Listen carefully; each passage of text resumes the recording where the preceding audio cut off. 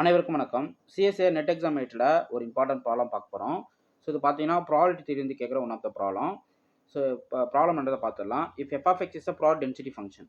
So f of எக்ஸ்ன்றது ஒரு prob density ஃபங்க்ஷனான ரியல் லைன் சொல்லிட்டாங்க. Then which of the following is not valid for prob density function.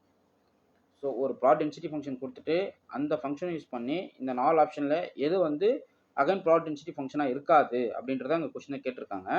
So f of x is prob density ஃபங்க்ஷனான real line அப்படின்னா என்ன அர்த்தம்? integral over minus infinity to plus infinity f of x into dx value வந்து 1. இது வந்து broad density ஃபங்க்ஷனுக்கான ஒரு one of the property. Okay, அந்த ரியல் லைனில் then which of the following is not valid prob density function சொல்லி கேட்குறாங்க. அப்படின்னா அர்த்தம் எந்த ஃபங்க்ஷன் இந்த கண்டிஷனை சாட்டிஸ்ஃபை பண்ணாது அப்படின்றத நம்ம கண்டுபிடிக்கணும். அதுதான் இங்கே ஷார்ட்கட்டு, நல்லா மைண்டில் வச்சுக்கோங்க.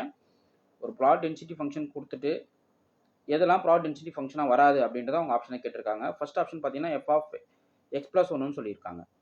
ஸோ இது எப்படி போடலாம் அப்படின்னு பாருங்களேன். இப்போது integral over minus infinity to plus infinity f of one plus x f of one plus x போடுறோன்னு வச்சுக்கிங்களேன். என்ன கிடைக்கும் பாருங்கள், f of or x plus one or one plus x into dx போடுறோம். இது ஈக்குவல் டு 1 வரணும். அப்படி 1 வந்தால் இது வந்து ப்ராட் டென்சிட்டி ஃபங்க்ஷனாக இருக்கும். கரெக்டுங்களா? ஜென்ரலாக ப்ராட் டென்சிட்டி ஃபங்க்ஷனுக்கு இதான் answer. Integral minus infinity to plus infinity f of x dx ஒன்று தான் நமக்கு வந்து ஜென்ரல் ஸ்டேட்மெண்ட்டு. இப்போ இந்த ஃபங்க்ஷன் வந்து அது எக்ஸுக்கு பதிலாக ஒன் ப்ளஸ் எக்ஸ் போட்டால் அது ப்ராட் டென்சிட்டி ஃபங்க்ஷனாக இருக்குமா அப்படின்னு சொல்லி கேட்குறாங்க. அப்படின்னா அர்த்தம் இதனுடைய இன்டகரல் வேல்யூ வந்து 1 வரும். ஓகே, இப்போ என்ன பண்ண போகிறோன்னா put t equal to one plus எக்ஸ்னு கொடுக்குறேன். அப்போ டிடி ஈக்குவல் டு டிஎக்ஸ்னு வந்துடும். கரெக்டுங்களா? அதே போல் சேஞ்சிங் வேரியபிள் பார்த்தீங்கன்னா எக்ஸ் மைனஸ் இன்ஃபினிட்டி கொடுத்தீங்க அப்படின்னா ஸோ உங்களுக்கு வந்து எக்ஸ் டென்ஸ் டு மைனஸ் இன்ஃபினிட்டினா t tends to minus infinity தான். அதே போல் எக்ஸ் டென்ஸ் டு ப்ளஸ் இன்ஃபினிட்டினா t tends to plus infinity தான்.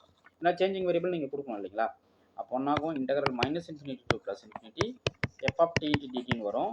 பட் இந்த எஃப் வந்து டென்சிட்டின்றதால அப்போ வேல்யூ என்ன கிடச்சிடும், 1ன்னு கிடச்சிடும். அப்போ டோட்டலாக திஸ் இன்டகரல் ஈக்குவல் டு 1 வருது. அப்போ இது வந்து டென்சிட்டி ஃபங்க்ஷனாக இருக்குது, பட் நாட் தான் கேட்குறாங்க. அடுத்து செகண்ட் ஆப்ஷன் வருமா பாருங்கள். செகண்ட் ஆப்ஷன் டென்சிட்டி வருமா செக் பண்ணி சொல்லுங்கள்.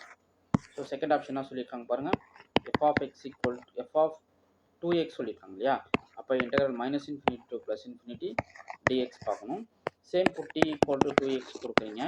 அப்போ டிடி ஈக்குவல் 2 இன்ட்டு டிஎக்ஸ்னு வரும். அப்போ டிடி பை 2 ஈக்குவல் டு டிஎக்ஸ்னு வரும். அகைன் இங்கே எக்ஸ் டென்ஸ் டு மைனஸ் இன்ஃபினிட்டினா t tends to minus infinity தான். சேஞ்சிங் வேரியபிள் எல்லாம் சேம் தான். அப்போ integral minus infinity to plus infinity 1/2 times f of t into டிடின்னு வரும். அப்போ இது 1/2 காமன் பண்ணிங்கன்னா integral minus infinity to plus infinity f of t into டிடின்னு போடுவீங்க. பட் இதனோட வேல்யூ 1. அப்போ டோட்டலாக ஆஃப் ஆஃப் த ப்ராபபிலிட்டி தான் எனக்கு கிடைக்குது. ஸோ ஆஃப்ன்றது ஃபால்ஸ், நம்மளுக்கு 1 தான் வரும். அப்போ எது ஃபால்ஸ் வருது பாருங்கள். ஸோ பார்த்தீங்கன்னா ஆப்ஷன் பி தான் இங்கே ஃபால்ஸ். சிடிலாம் கரெக்டாக வரும், செக் பண்ணி பாருங்கள். அப்போது ஏசிடிலாம் கரெக்டு, டி தான் நாட் டென்சிட்டி ஃபங்க்ஷனாக வரும், செக் பண்ணிக்கோங்க. ஸோ இதுக்கான ஆன்சர் பார்த்தீங்கன்னா கரெக்டான ஆப்ஷன் வந்து பி தான் நமக்கு கரெக்டாக போடணும். ஏன்னா அங்கே நாட்டுன்னு கேட்டிருக்காங்க. அப்போ ப்ராட் டென்சிட்டி ஃபங்க்ஷன் பார்த்தீங்கன்னா பி. ஸோ இவ்வளோ தான். நீங்கள் கான்செப்ட் ஓரியன்டாக நிறையா கற்றுக்கணும். ஸோ டெஸ்ட் பேட்ச் அட்டன் பண்ணுங்கள். இமீடியட்டாக டெஸ்ட் பேட்சில் ஜாயின் பண்ணாதவங்க ஜாயின் பண்ணிக்கிங்க. Okay fine. உங்களுக்கு இந்த வீடியோ பிடிச்சிருந்தா லைக் பண்ணுங்கள், கமெண்ட் பண்ணுங்கள், உங்கள் ஃப்ரெண்ட்ஸுக்கு ஷேர் பண்ணுங்கள். தேங்க்யூ.